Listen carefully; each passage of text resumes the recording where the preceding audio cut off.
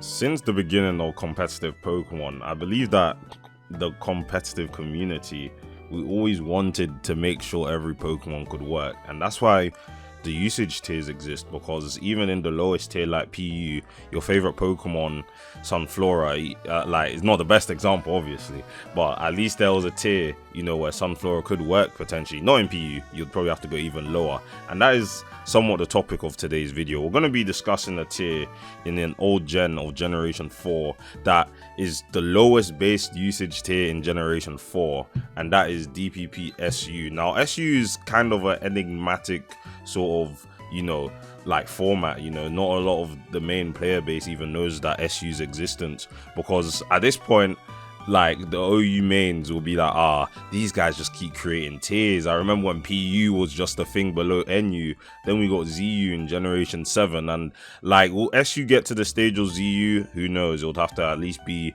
2 generations from now, and like, are we gonna get a Gen 11? Who knows? Only Game Freak knows.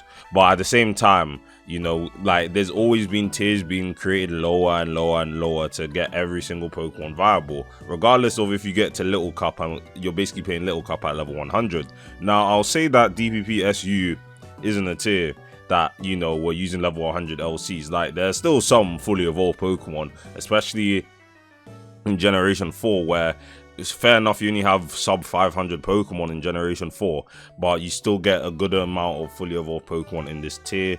And yeah, we're going to be discussing DPP SU, the lowest base usage tier in Generation 4. Now, if you guys are wondering how we even have usage stats to even make a Gen 4 SU, for example, well, we took all the usage stats from ZU tournaments like ZU Olympiad, ZU Premier League, and also the ZU Classic. So we took all of the DPP games, made a usage thing, and we have a really nice, you know, side server of Pokemon Showdown here, where we have the builders for these, you know, generations of SU. Now, if you want to look at the ZU list, we do have the ZU list. Obviously, Gmax is more of a thing that, you know, they're including a form number, because, like, I guess they programmed it as Dex number. But regardless, things like Butterfree, Beedrill, Raticate, Diglett, Dugong, all of these are like typical, you know, ZU Pokemon. So when you're taking the lesser used Pokemon from DPP ZU,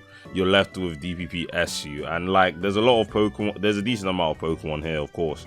You know, we're going to be talking about how the meta is and all of that good stuff as well. So let me know if you guys enjoy this video, and then like, I could even delve into the more lower tiers, the stuff below SU. When you're getting into the stuff below SU, at least in Generation 4, is quite a good time, I'm not gonna lie. As you can see, 7U, you're probably wondering, what? We're in numbers now. Yes, we're in numbers. So it goes all the way down to 11U, because we include every single Pokemon regardless of how bad they are. As you can see in 11U, you have these guys, so there's not much that needs to be said regarding these guys. But yeah, the topic of today's video is obviously DPP SU. So how is DPP SU as a tier? Now, DPP SU is defined by, you know, the water type dominance, in my opinion. Water types are very strong in DPP SU. I've even made a video about water types in DPP ZU, and it's pretty much the same situation in this tier as well, just at a lower power level. I would admit some of our water types could actually do some work in DPP ZU, like Octillery, for example. That one is ranked in DPP ZU VR, but yeah, it doesn't get enough usage in ZU, which, to be fair, I might have to bring that up one day. But yeah, so the water type dominance, what water types do we even have left in DPP SU? You're probably wondering, like, you're probably thinking like, we're left with like Clampo, and even that guy is ZU. So like, you know, like SU, you're probably just like lost for words. Like, we have to deal with like NFEs and stuff. But in terms of the top tier water type Pokemon, is really defined by 3, in my opinion. The others are kinda relevant.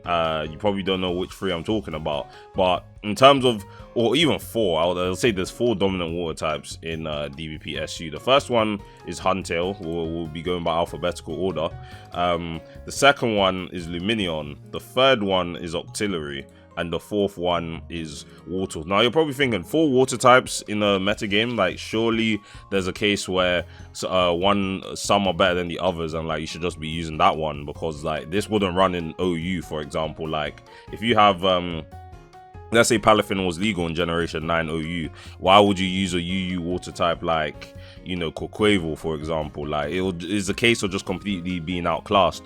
But the thing is, these water types do completely different things in this tier, and like they all contribute to the meta game at large. So let's discuss Huntail and Luminion. I think these two deserve to be paired together because they do very similar things. So what does Huntail and Luminion do in DPP SU? Now, as you can see by their abilities, Swift Swim. Now you're probably wondering, how does Rain work in Generation 4 if you're not a Generation 4 player? Obviously, there's no Drizzle Pelipper, no Drizzle Politoed in Generation 4. So it's all just manual setting up Rain with Rain Dance. Now, it's not hard to get a Rain in DPP SU. Most of the mons learn, you know, Rain Dance. The power level is like, not everything's getting one-shotted, for example, so it's easy to get up, you know, Rain, and then these guys just kind of go in. Now, Huntail is so threatening, and the DPP SU player base are still debating whether it's truly broken or not. I'm more on the side that Huntail is manageable ever since we disallowed Damp Rock. Now, Damp Rock was a dumb item. Having 8 turns of Rain in this power level of a tier where there's hardly any grasses and everything, and even waters still get 2-hit killed under Rain. So obviously, like, the tier could not handle that. It was just checking Rain. Like, it really had a constraint on the team builder. But ever since we banned Damp Rock, I believe Huntail's been a bit more manageable as an individual Pokemon itself. What holds back Huntail in this tier, like it does in most tiers, and that's why it's down here in the first place, is the fact that, you know, Huntail is slow. Even like outside of Rain, like the speed tiers in DPP SU are not massive. Like, the fastest mon is Lopunny, for crying out loud, and that's base 105 speed. Now, Scarfers around that speed tier would outspeed +2 Huntail, but the issue is there isn't that much of them anyway, so that's why Rain Huntail is so threatening, because it's so hard to revenge kill this thing unless you have a Scarfer above a certain speed tier, and there's not a lot of those the lower you go down in the tiering rung. So outside of Rain, Huntail's issues are obviously his lack of speed. 52 doesn't cut in pretty much any tier, to be honest. Like, you still have things like Lopunny at base 105, you have Mankey at 70, you have Plusle at 95. 52 is not good outside of Rain, so that's what holds back Huntail. It's really only a demon in Rain, and like, it does hit hard for the tier, but it's still like, it's not something we can't handle. Like, we still have defensive consistency as low as DPP SU. So Huntail is a strong Pokemon, very good in Rain, and still solid outside of Rain, of course. Like, it can still do things. It's not useless, but obviously it has, you know, flaws like most Pokemon do, you know. So that's why, you know, Huntail is one of the top mons. Luminion is the same thing, but slightly better than Huntail in my opinion, because of the fact that it has a much higher speed tier. Outspeeding Luminion in Rain is pretty much impossible. Its only checks are, you know, Luminion itself, and, you know, some other grass types like Ivysaur, which I'll be talking about soon, because it all comes back to the dominance of water types in this tier. So Luminion pretty much does a similar thing to Huntail. Obviously, you're probably thinking 69 offensive stats are, you know, pretty weak. It gets the job done in DPP SU, especially if Luminion's under Rain. And it's just a Pokemon that this tier somewhat struggles to handle, because all the other grass types other than Ivysaur, you'd expect a Rain Luminion set. Next thing you know, it's sub-toxic, and then, you know, your grass type gets chipped down by either Surf or Ice Beam, and Luminion's just very hard to, you know, take out. It also has decent mixed bulk. You know, Luminion's not getting folded by special moves like Huntail is, for example, you know, because Huntail's HP stat in, you know, alongside its special defense means it doesn't take special hits well at all.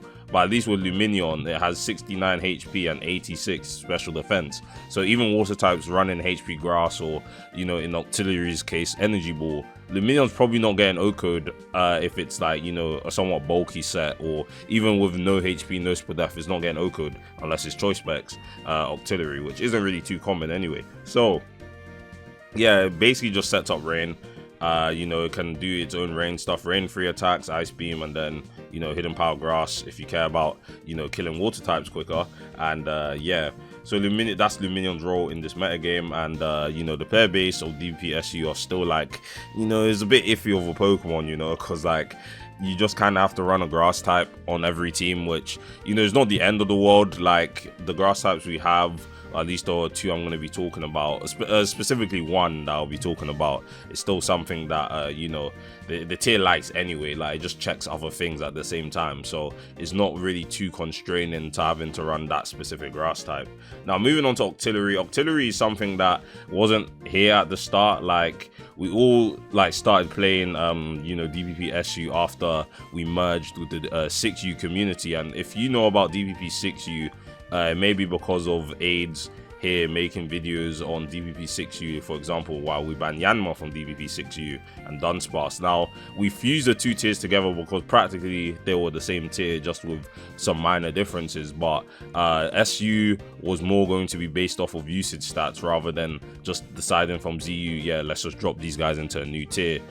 So yeah, it's more consistently built up DPP SU because we take usage stats, and you know that will change for the next, you know, DPP ZU tours that there are. So that's why that's the main difference between SU and 6U for DPP, and that's why we merged them together, because we might as well have a bigger community. Now, talking about Octillery, when the merge happened and you know, we're trying to scramble for Huntel and Luminion checks, or you know, we're all just sad that we have to spam Ivysaur on every single team. Spoiler, that's the grass type I'm going to be talking about later. But you know, when we didn't want to stop run Ivysaur on every team, we needed to find alternatives. Now, these last two water types here, Wartortle, I'll get on to you soon, but these were, you know, the alternatives we came up with in terms of, you know, handling Luminion on Huntail's Rampage. Now, Octillery is a water type, obviously water resists itself, so that is already a really good start. Octillery also isn't frail by any means, especially with maximum HP investment, especially in this power level of a DPP SU. And Octillery's biggest, you know, positive for checking the water types is that it has amazing coverage. It has Energy Ball, which is stronger than Hidden Power, Grass, Electric by quite a bit. And it also has one of the highest special attack stats in the tier. 105 is rivaling the likes of,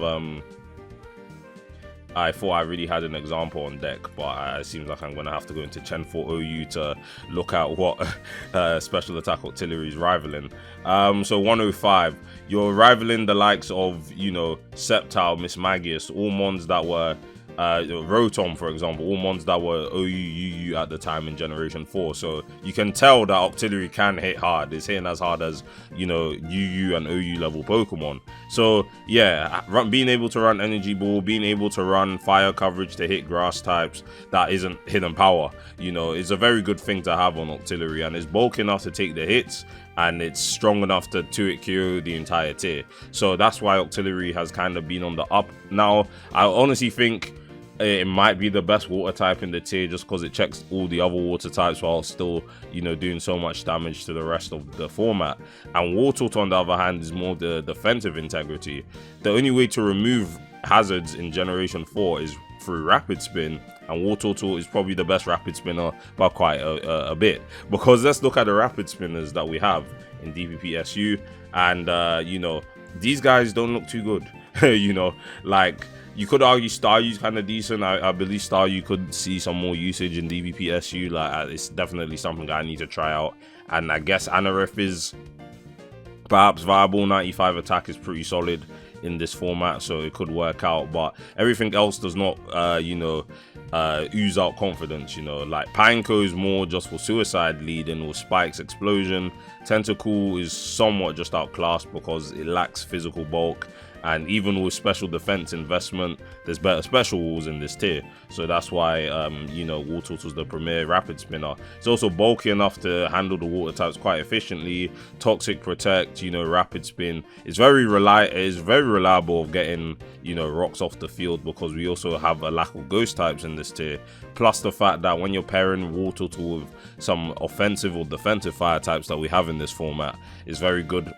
You know, they appreciate Wartortle's ability to remove hazards. So that's why these guys are the main water types, and they are quite dominant on most teams. You know, a lot of defensive bulky offense teams running fire, water, grass cores want to be using Wartortle because of the fact they can remove hazards. Obviously, those fire, water, grass cores can obviously run the likes of Huntail, Luminion, Octillery. It depends on what you want your team to do. If you want a water type rain check that, you know, threatens with its massive coverage, you're going to go Octillery. If you're running them on the fire side of things, or another Pokemon weak to rocks that really appreciates Rapid Spin support, you're going to be running Wartortle. So if you just want to run Rain or just use Huntail or Luminion, trying to, you know, use some unorthodox sets such as substitute toxic sets or just sub 3 attacks, you know, Huntail and Luminion are your best bets. So yeah, that is DPP SU's water dominance, you know, category. In terms of what else is part of the metagame, it's not only ran by water types, there's still other really good Pokemon in this tier that, you know, live alongside the water types, are good partners for the water types. We'll talk about some offensive threats right now. For example, I'm going to start with Lopunny here, because Lopunny is the fastest mon in DPP SU, running at 105 speed. The only things that come close to it are Fearow, which is also a pretty solid Pokemon in DPP SU, and Voltorb, which, you know, is just there to set rain and explode. But you know, why is Lopunny so good in DPP SU? Now, if you're a DPP old gens player, you know, around the NU and below level that you play DPP NU, the PU, ZU, and all of that, you'll notice that there's always a good normal type in one of those tiers, whether an NU is Tauros or Zangoose, or it's Perugly in PU or Persian in ZU, and slacking to a certain. I mean, slacking's okay in DPP ZU. I'm pretty sure there's another normal type in ZU, but you know, it's besides the point. Persian's the #1 Pokemon in DPP ZU. You know, we'll get down to SU and it's Lopunny, and it basically does the same thing that, you know, Persian and Perugly do in you know, Z and P respectively. It has Fake Out, it has Return, and there's a lack of, you know, Rock and Steel types and Ghost types. So why wouldn't it be good? It, you know, threatens offense very, very hard because it's faster than everything. It's not particularly frail either. Like, Lopunny has higher defensive stats than offensive stats. So like, Lopunny can take hits and then hit back really hard in return, and also has good coverage to even check the few rock and steel types that are in this tier, like Bastiodon or Makago, because it gets Sky Uppercut, it gets Jump Kick. It depends on which one you want to run. I think, you know, Sky Uppercut, like, Jump Kick is stronger. I think is at 8. No, they're the same. Yeah, Jump Kick wasn't buffed until Generation 5, I believe. But Sky Uppercut and Jump Kick are the same base power. They have the same accuracy as well. It doesn't really matter which one you run. I think Jump Kick is 5% higher accuracy, but, you know, it is more accurate. So can also run Encore, can also run, you know, substitute toxic sets. I've been trying to run substitute toxic sets because more people are running Makago these days, and you know, Lopunny doesn't do much to that guy. Even Jump Kick, you face the chance of being burnt by Makago's flame body, and yeah, you're probably hearing me say Makago, and you're like, Makago's actually good somewhere. Yeah, Makago's actually pretty solid in this tier. So yeah, Lopunny is one of the best offensive mons because it's the fastest mon, and you know, it has a good amount of set versatility and just threatens offensive Pokemon in this tier. We also have the likes of Plusle, which is also a really strong Pokemon here because we have a lack of solid ground types. You know, Plusle's only consistent check is, you know, Ivysaur, and even then Ivysaur can lose to Nasty Plot sets with Hidden Power Ground or Hidden Power Ice in the 1v1, but you obviously have to be careful of Ivysaur's Sleep Powder, you know, because it'll just put you to sleep and 1v1 you that way. Another big thing about Plusle is Baton Pass. Now, Baton Pass in the modern generations is banned throughout because it's just broken, it's uncompetitive, but Baton Pass in Generation 4, at least in, you know, outside of OU, you're allowed to do dry passing and you're allowed to pass only one stat boost while using Baton Pass. So what Plusle was able to do is run Nasty Plot Baton Pass and just getting a special attack out +2 that, you know, doesn't get access to you know, set up boosting options like Quilava, for example. And I'll show you this quick replay of DPP SU so you guys can actually see some action here. But so this game just starts off normally at like Prinplup lead, Vigoroth. Like Prinplup lead just sets up rocks and you know, is a decent water type as well. It's not one that I mentioned because it's not as dominant as the 4 that I did mention, but it's still like probably 5th, 6th place, you know. So I was running Vigoroth here. They were in torrent range and they crit me anyway. I don't know if I survived, but you know, I get in Plusle and you know, Plusle's just about to do Plusle things, you know. So Ivysaur comes on. Obviously Ivysaur takes that very well, and we'll be discussing Ivysaur soon. But you know, I go my own Ivysaur and the energy ball me, which is weird because like, I would have just sleep powdered, but you never know when there's, you know, a Mankey around with Vital Spirit to absorb that sleep powder. So I put him to sleep. Makago comes out, you know, takes quite a bit, but obviously it was a crit. So, you know, Makagu's usually taking that better, but, you know, it's still neutral to grass. So, like, you have to be careful around it. And Ivysaur's bulky enough to not even care about Makagu, like, using Fire Stab anyway. So, Octillery comes out, War Turtle, and you're going to see +1 in action soon. I'm just going through the game process, but as you can see, I have my grass type, I have my water type, that's War Turtle. I'm running +1 as well, and you know, it's just good stuff. So War Turtle's ability got off the rocks, which is very nice, especially if I had the fire type in the back, which I actually do end up having a fire type in the back. So you know, Ivysaur also checks the water types quite well. Lee Storm pretty much OHKOs all of them, and yeah, all of that good stuff. So they go Noctowl here, and Noctowl's also a decent one that we've been discovering, but yeah, they do that, and then, you know, it's time for the ultimate, you know, +2 time. Baton Pass into the Choice Scarf Quilava. So imagine a +2 Quilava with Eruption, and it's just kind of game over from this point.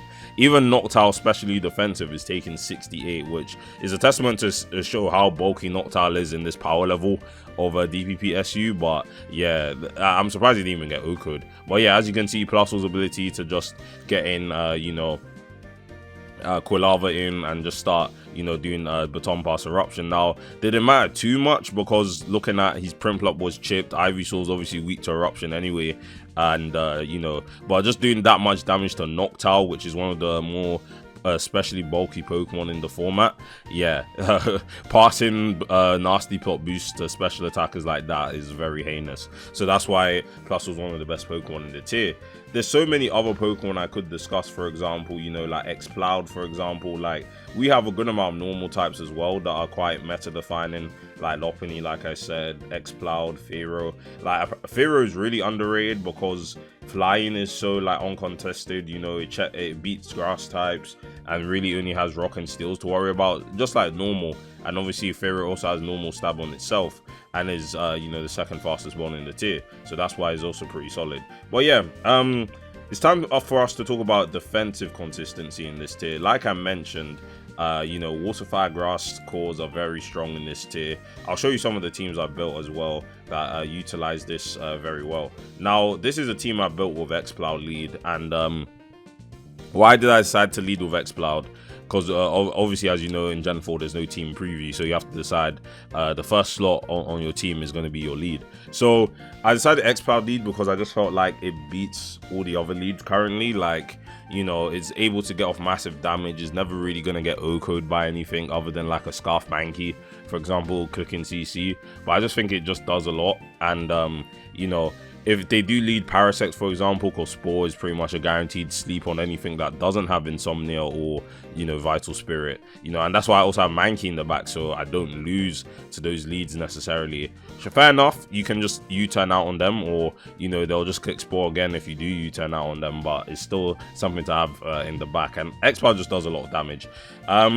I was thinking that I probably have to switch HP Grass to Ice Beam because Noctowl was taking 31 from, you know, Life Orb Hyper Voice, and I was like, yeah, we're not allowing that one still. So yeah, Exploud lead, and then the crux of this team, which fair enough, Fire, Water, Grass takes out half your team, but it's just that solid defensively. You know, you have Fizz Def Makago, you know, one of the best normal checks in this tier, one of the best flying checks in this tier, you know, also checks fire itself, you know. And obviously you're probably thinking Fire Rock is a disgusting defensive typing. It has 2 times full weaknesses to water and ground, and obviously what checks water and ground, what typing is able to resist both of those? Grass types. And it might not be an Ivysaur on this team, but it's a Parasect on this team. And you know, Parasect is also one that's been historically known to be complete garbage because of its defensive typing as well. 2 times full weaknesses to flying and fire, and guess what resists that on this team? Makago. So as you can see, the defensive synergy from their really bad, awful defensive typings actually really works well. And obviously you have Water to round that off, of course, because it's also another water type check, and Water appreciates Parasect's ability of you know, checking electric types and grass types as well. So it all just comes together, you know, it's a full circle. We get to see the end goal, and you know, the defensive core really works out here. And Ivysaur would have done the same thing as well, other than, you know, the fact that Ivysaur doesn't resist ground because it's a part poison type, but that's besides the point. There's hardly ground types in this tier anyway. So, you know, so we have max HP, max special attack water also, just so it's not that passive. Like, you know, the base power moves in generation 4 are higher than they are in the modern gens. Like Surf is 95 base power, Hidden Power Grass is 70 base power. So, you know, with maximum special attack investment, 250 special attack isn't that bad. Like, at least in the context of DPP SU. So that's why I'm not running like some Fizz Death sort of thing, because I have Fizz Death Makago checking all of the physical attackers, and I also have Parasect, you know, on the special side handling the water types. You know, Dry Skin's also a pretty useful ability to switch into it. At least with Ivysaur, you're not really taking physical hits well in rain from at least physical Huntail, because you're going to be running Spadef EVs. But yeah, Parasect is just immune, so you know, it can just switch in every time. It has good utility in knockoff, and you're probably thinking knockoff pre-gen 6, that's not a real move. And fair enough, it's not a real move, but like, if you've seen any ADV video made by any of these YouTubers that like talk about how knockoff is actually kind of useful in that tier, it's simply the same thing as well. Just knocking off leftovers, knocking off any item on any defensive Pokemon is always going to be a good thing to have. And you know, having Spore as a guaranteed move. So yeah, you know, the Parasect army is rising because a lot of us were sleeping on Parasect until you realize it kind of just, you know, does the same thing as Ivysaur, checks the water types quite well, and then gets a guaranteed sleep move. You never have to worry about Parasect missing, and the fact that grass types can't absorb you know, powder moves in generation 4 means that you have to rely on Insomnia or Vital Spirit Mons, and there isn't that many of those guys in this tier, so you know, you're pretty much getting off of sleep, so it is all good. And then obviously I have Lopunny in the back. You can't go wrong with Lopunny, and I was running the sub toxic set because, you know, I don't want, like, Makago comes in so easily on Lopunny that like you kind of just have to punish it some way. At least getting a sub off means you get a free toxic, you can play around Makago as well, getting Water Tool, threaten that out, start spinning, all of that stuff. So I think this is a pretty solid representation of how teams are looking in DPP SU, and obviously there's some other sort of team structures as well, but if you do want to try and play this tier, just going with a Fire, Water, Grass core is a good way to start, to be honest. So so I did talk about in terms of defensive cores as well, but and I did kind of go into depth with some of those Pokemon like Makago and Wartortle as well. But if there's any other Pokemon I would like to talk about more, and specifically, is Ivysaur. Ivysaur is arguably like top 5 or top 2. Why is this little guy so good? One of the most popular Pokemon in the community overall in Pokemon. Like, Ivysaur gets representation in Smash Bros, is a Gen 1 Pokemon, so obviously get some love. So yeah, Ivysaur, this is like Ivysaur's best tier. So why is Ivysaur so good? And you know, why is it so good? Why does it get used on pretty much like all of the teams to check water types? Now let's look at the grass types we have in you know, SU and the tiers below SU. You have Cherrim, you have Tropius, and you know, Tropius is still a respectable Pokemon in this tier, slightly mid, but you know, that's besides the point. You also have Parasect, which I described was pretty decent as well. Weeping Bell shares the same typing as Ivysaur, but obviously doesn't have the defensive, you know, power that Ivysaur possesses, but at least can, you know, run Chlorophyll and Sun and, you know, mess things up. And the rest are just kind of unimpressive. You're not going to be using Bulbasaur in you know, SU when it's, you know, Ivysaur exists. So yeah, in terms of the grass type selection for defensive utility, Ivysaur is like the only one that doesn't really get you know, like beaten up, and you know, is pretty consistent. Like Cherrim, you know, like has 10 higher HP, but Ivysaur has almost the same special defense as it, so you could say Cherrim is bulkier, but at the same time, Ivysaur's poison typing offers it a fighting resist, it offers it a neutrality to poison. Cherrim's weak to poison and can never 1v1 Ivysaur. Ivysaur can 1v1 other Ivysaur and also beat any grass type that doesn't resist poison, because Stab Sludge Bomb does a whole lot of damage. Tropius as well shares a typing that has a rock weakness, a times 4 ice weakness.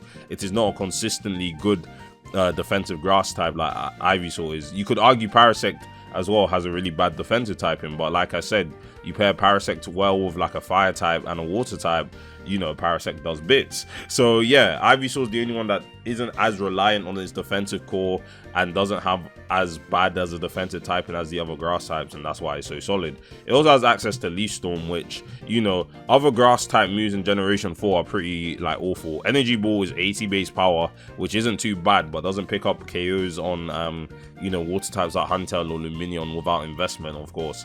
You have Giga Drain, which is only 60 base power in Generation 4, and fair enough, still recovers your HP back, but you also have reliable recovery.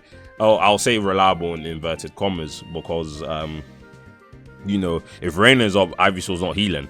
So, you know, it still has recovery and synthesis. So Giga Drain's lack of power is not worth it. And then you don't really have any other special grass type moves to make use of your higher special attack than attack. So Leaf Storm is here, and not all the grass types in SU have Leaf Storm, and Leaf Storm is strong enough to OHKO pretty much any water type pretty solidly after rocks. I don't even think you need rocks, most of them just die from full HP. But you know, the typical Ivysaur move pool is like, or move set is like Sludge Bomb, Leaf Storm, Synthesis, and Sleep Powder. Now, I don't think any of these moves are droppable, to be honest. You want to have Sludge Bomb because you don't want to be halving your special attack by clicking Leaf Storm all the time, and you know, Poison hits the tier quite nicely.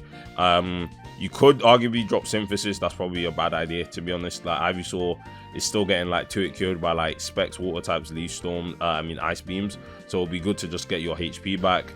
The only replaceable move would be like Sleep Powder for knockoff, but even then I don't think that's particularly worth it. Sleep Powder is so strong and just forces, you know, people to always be careful around Ivysaur, and because of its ability to check the water types, this is why it's one of the best Pokemon in this tier. So yeah, in terms of what else to mention about SU, yeah, it's still just a tier that we're all playing, trying to find out what mons are good, you know, all of that good stuff. But yeah, if you ever want to tell your friends in competitive Pokemon that there's a tier where Parasect is pretty solid, Ivysaur is one of the best mons, Lopunny is one of the best mons, and you know, things like Seeking and Plusle are viable, tell them, and Makago especially, that mon has never been good anywhere. But yeah, tell them about DPP SU, and they'll be like, give it a shot. You know, you're able to actually make Makago work. Well, yeah, that would be it for this video. Just kind of rambled on about DPP SU. It's definitely one of my favorite formats to play at the moment. I've always enjoyed lower power level Gen 4 tiers. I played DPP NFE, which does kind of somewhat remind me of SU. Like, fair enough, you're not using like 80% of these guys because they're fully evolved, but you know, things like Kadabra, Mankey. Kadabra's unfortunately not in this tier, probably would be a bit broken, but you know, Primplarp, you know, Quilava, some of these guys are usable in DPP NFE, especially like Meditite as well. But yeah, I've also played DPP ZU. I'm on the council for ZU. I'm on the council for SU. So, you know, that's why I wanted to make this video as well. But yeah, let me know if you guys want to play some DPP SU. I will link the Discord server to SU in the description of this video. I'll also let you guys know about the simulator that we use to play all of these tiers on. And then let me know if you also want to see a video on, like, the only lower tier below SU that I've actually given a shot is 9U, which I don't mind making a video on because 9U is actually kind of crazy, a bit broken. Like, there's hardly any defensive integrity in that tier, but you know, I'll make a DPP 9U video if you guys want to see that sort of content. But yeah, thanks for watching again, guys. Appreciate it. I know I haven't been uploading a lot recently. I've just been kind of confused in terms of what I want to upload. Like, I do want to make informational videos like this because I know that they do well for the algorithm. A lot of competitive Pokemon players just want to find out something new, and like, I don't want to keep doing showdown lives, but I'm still just trying to think about the format of the way that I do these videos. Do I want to do editing sort of stuff, especially when I don't have enough time to realistically edit videos, or do I just want to ramble and just record the sim like I am right now? But you know, once I make a decision about it, the uploads will definitely be more consistent. But yeah, thanks again, guys, and I'll see you guys in the next one. Peace.